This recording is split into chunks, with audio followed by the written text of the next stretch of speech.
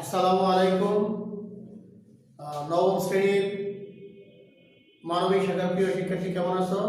সৃষ্টি centre school and college কর্তৃক আয়োজিত অনলাইন ক্লাসে সবাইকে স্বাগতম। শিক্ষক পরিচিতি, আমি মোহাম্মদ ফরিদ মিয়া, সহকারী শিক্ষক, সৃষ্টি centre school and college Jamalpur.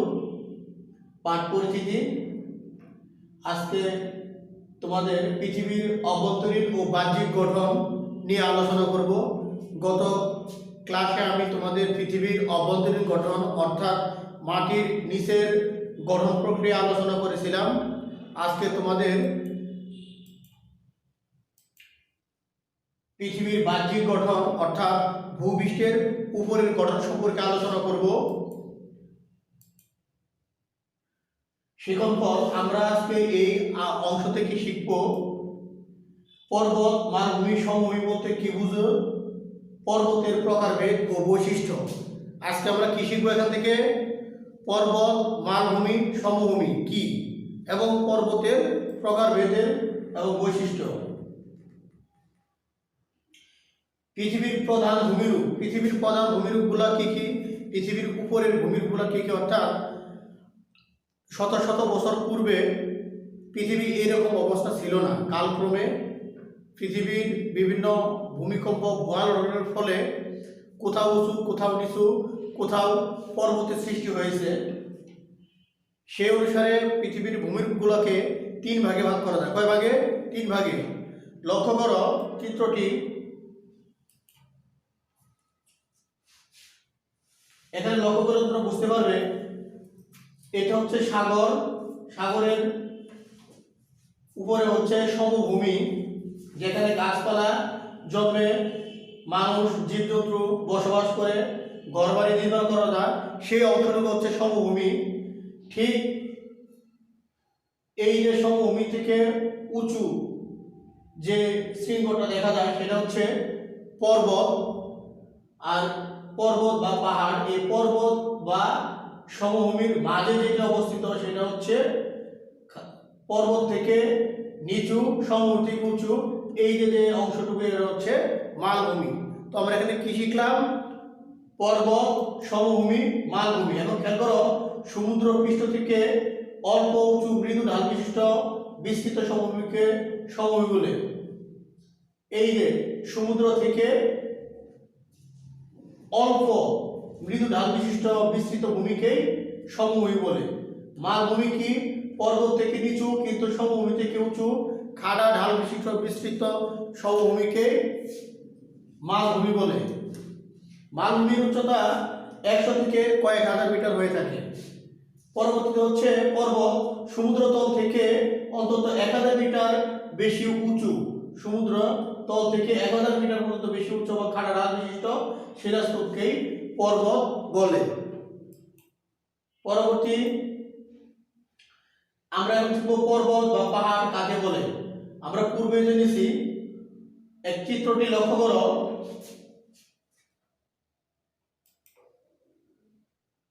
সমুদ্রতল থেকে অন্তত 1000 মিটার বেশি উঁচু সুবিস্তৃত খাড়া ঢাল বিশিষ্ট শিলাস্তূপকে পর্বত বলে।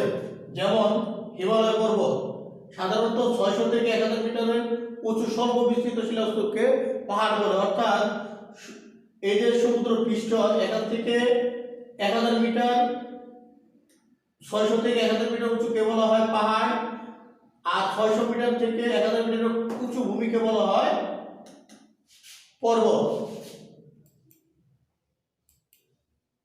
পর্বতের প্রকারভেদ আমরা জানি, পর্বতের প্রকারভেদ পর্বত পর্যন্ত উৎপত্তি ও গঠন প্রকৃতির ভিত্তিতে পর্বত 4 প্রকার: ভঙ্গির পর্বত, আগ্নেয় পর্বত, স্তূপ পর্বত, লেকলিক পর্বত।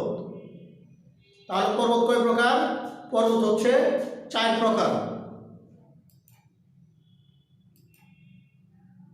প্রথমত হচ্ছে ভঙ্গির পর্বত। ভঙ্গির পর্বত কি? আমরা একটা চিত্র দেখব, চিত্রটি লক্ষ্য করো। ভঙ্গির পর্বতের প্রধান বৈশিষ্ট্য হচ্ছে ভাঁজ। খেয়াল করবে, এই যে ঢেউয়ের মতো যে অংশগুলো দেখছো এটাকে ভাঁজ। ভঙ্গির অর্থ হচ্ছে ভঙ্গ বা ভাঁজ। এই যে ভঙ্গ বা ভাঁজ থেকে যে পর্বতের সৃষ্টি হয় তাকে ভঙ্গিল পর্বত বলে। খেয়াল করো, ভঙ্গ বা ভাঁজ থেকে ভঙ্গিল শব্দটির উৎপত্তি। কুবল পাললিক শিলা ভাঁজ করে যে পর্বত গঠিত হয় তাকে ভঙ্গিল পর্বত বলে। উদাহরণ: এশিয়ার হিমালয়, ইউরোপের আলপস, উত্তর আমেরিকার রকি, দক্ষিণ আমেরিকার আন্দিজ পর্বত। এই উদাহরণগুলো খুবই গুরুত্বপূর্ণ, তোমরা উদাহরণগুলো মুখস্থ রাখার চেষ্টা করবে। এ হচ্ছে ভঙ্গিল পর্বত। ভঙ্গিল পর্বতের প্রধান বৈশিষ্ট্য হচ্ছে ভাঁজ। তারপর হচ্ছে আগ্নেয় পর্বত। চিত্রটি লক্ষ্য করো, ভলকান মাউন্টেন্স। আগ্নেয় পর্বত হচ্ছে ভূ-অভ্যন্তরের ভূমিকম্প বা ভূয়ালনের ফলে, এই যে ভূয়ালনের ফলে ভূগর্ভস্থ থেকে গলিত লাভা ও শিলা ভূগর্ভ ভূপৃষ্ঠ ভেদ করে উপরে আসে। উপরে আসার পরে সেই উৎপাত লাভাগুলা ভূ অভ্যন্তরে ভূচাকৃতি হয়ে ভূপৃষ্ঠের চারপাশে ছড়িয়ে পড়ে, আর এটাকে বলা হয় আগ্নেয় পর্বত বা পাহাড় বা স্তূপের সৃষ্টি করে। এটি বলা হয় আগ্নেয় পর্বত। অর্থাৎ আগ্নেয় থেকে উদ্গীরিত পদার্থ সঞ্চিত জমাট বেঁধে যে পর্বতের সৃষ্টি করে তাকেই সঞ্চিত বা আগ্নেয় পর্বত বলে। এই পর্বতটি ভূচাকৃতি হয়ে থাকে। ইতালির ভেসুভিয়াস, কেনিয়ার কিলিমাঞ্জারো, জাপানের ফুজিয়ামা, ফিলিপাইনের পিনাটুবা এর উৎকৃষ্ট উদাহরণ। পরবর্তীতে লক্ষ্য করো, চ্যুতি স্তূপ পর্বত। আমরা স্তূপ বলতে বুঝি কি? পাহাড়, পর্বত, অর্থাৎ পুরো কিছু একের পর এক ভাঁজ করে রাখা, স্তূপ করে রাখা, একে স্তুতি বা স্তূপ পর্বত বলে। পর্বতটি লক্ষ্য করো, ভূয়ালনের সময় ভূপৃষ্ঠের, যখন ভূমিকম্প হয় ভূয়ালনের সময় ভূপৃষ্ঠের শিলাস্তরের প্রসারণ ও সংকোচনের ফলে ভূত্বকের ফাটলের সৃষ্টি হয়। এই যে ফাটল, এই যে ভূত্বকের ভূয়ালনের ফাটলের সৃষ্টি হয়, কালক্রমে এই ফাটল বরাবর ভূত্বক ক্রমে স্থানচ্যুত হয়। ভূত্বকে এই স্থানচ্যুতি কোথাও উপরের দিকে, এই যে কোথাও উপরের দিকে আর কোথাও নিচের দিকে হয়। চ্যুতির এই উঁচু হওয়া অংশকেই স্তূপ পর্বত বলে। উদাহরণ: ভারতের বিন্দা, জার্মানির ব্ল্যাক ফরেস্ট, পাকিস্তানের লবণ পর্বত। উদাহরণগুলো লক্ষ্য করো, ভারতের বিন্দা, জার্মানির ব্ল্যাক ফরেস্ট, পাকিস্তানের লবণ পর্বত। 4 নম্বর হচ্ছে লেকোলিথ পর্বত। লেকোলিথ পর্বত চিত্রটি লক্ষ্য করো, ভূ-অভ্যন্তরের অনেক সময় গলিত লাভা, ভস্ম ইত্যাদি নিম্নস্তর থেকে ভূগর্ভস্থ থেকে উপরে ওঠার চেষ্টা করে, কিন্তু ভূগর্ভের উপরে মাটি ভূপৃষ্ঠ শক্ত হওয়ার কারণে ভূপৃষ্ঠের ভেদ করে উপরে উঠতে পারে না। তখন ভূপৃষ্ঠের নিচেই এরকম উঁচু হয়ে গম্বুজাকৃতি ধারণ করে, আর এগুলোকে বলা হয় লেকোলিথ পর্বত।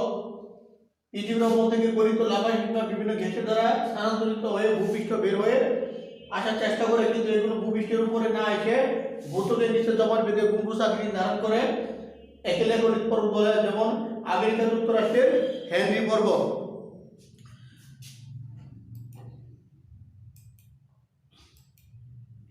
আজকের পাঠ থেকে একটি নমুনা সৃজনশীল এবং 10টি এমসিকিউ এইচটি করবে। পরবর্তীতে আমার ইনবক্স করবে, আমি লিখে দেব। এই বিষয়ে যদি আরো কোনো সমস্যা থাকে আমাকে ইনবক্স করবে, আমি তোমাদেরকে বিস্তারিত বুঝিয়ে দেওয়ার চেষ্টা করব। ধন্যবাদ সবাইকে। আসসালামু আলাইকুম।